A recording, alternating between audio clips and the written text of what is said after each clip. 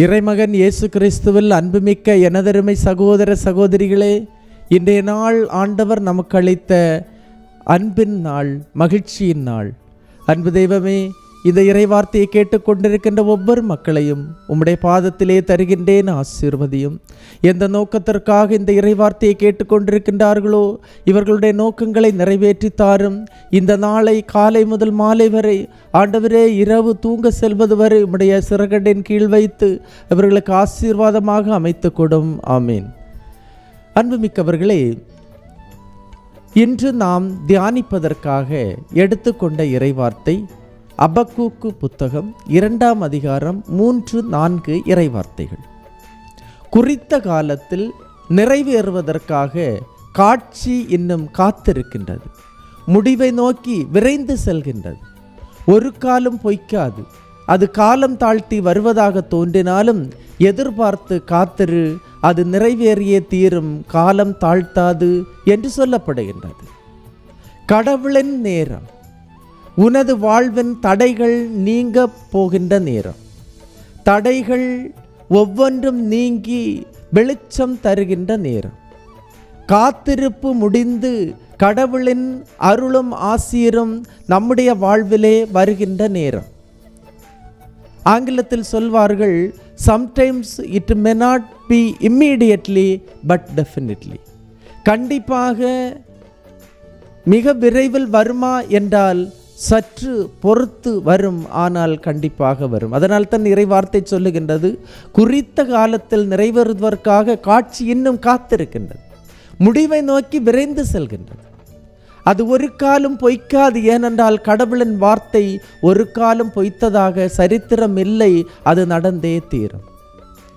காலம் தாழ்த்தி வருவதாக தோன்றினாலும் எதிர்பார்த்து காத்திரு, எதிர்பார்ப்பு கண்டிப்பாக தேவை.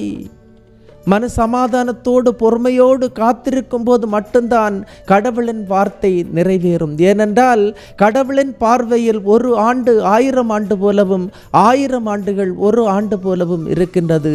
காலம் கடவுளுடையது, அது நிறைவேறியே தீரும், காலம் தாழ்த்தாது என்று இறைவார்த்தை சொல்லுகின்றது. இன்று ஜெபித்து கொண்டிருக்கின்ற நமக்கு எதிர்பார்த்து காத்திருக்கக்கூடிய பொறுமை இருக்கின்றதா? சகிப்புத்தன்மை இருக்கின்றதா?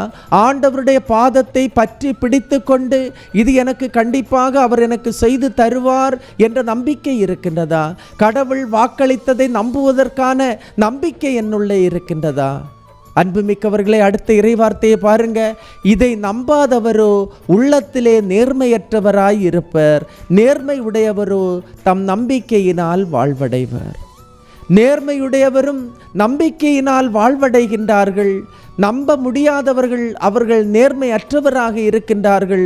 கடவுளுடைய சந்நிதியிலே நேர்மையாய் இருக்கின்றவர்களால் மட்டும்தான் நம்பிக்கையோடு காத்திருக்க முடியும். நேர்மை இல்லாதவர்கள், எந்த பிடிப்பும் இல்லாதவர்கள், வாழ்க்கையிலே எதிர்நோக்கு இல்லாதவர்கள், எதிர்காலத்தில் இது நடக்குமா நடக்காதா என்று சந்தேகித்திருப்பவர்கள், இவர்கள் நேர்மையற்றவராய் இருக்கின்றார்கள். இவர்களிடம் நம்பிக்கை இல்லை, நினைத்தது நடக்காது. இன்றைய நாளிலே கடவுள் நமக்கு தருகின்ற செய்தி, நம்பிக்கையோடு காத்திருப்போம். நம்பிக்கை எந்த இடத்தில் இருக்கின்றதோ அந்த இதயத்தில் நேர்மை இருக்கின்றது என்று சொல்லுகின்றார். நேர்மை இருக்கின்ற மக்களாக, நம்பிக்கையோடு காத்திருக்கின்ற மக்களாக இந்த வாழ்வை ஆரம்பிப்போம், இந்த நாளை ஆரம்பிப்போம். ஆண்டவர் நம்மை நிறைவாக ஆசீர்வதிப்பார். எல்லாம் வல்ல இறைவன், தந்தை, மகன், தூய ஆவியார் உங்களையும் உங்கள் குடும்பத்தையும் நிறைவாய் ஆசீர்வதிப்பாராக. இயேசுவுக்கே புகழ், இயேசுவுக்கே நன்றி. மரியே வாழ்க.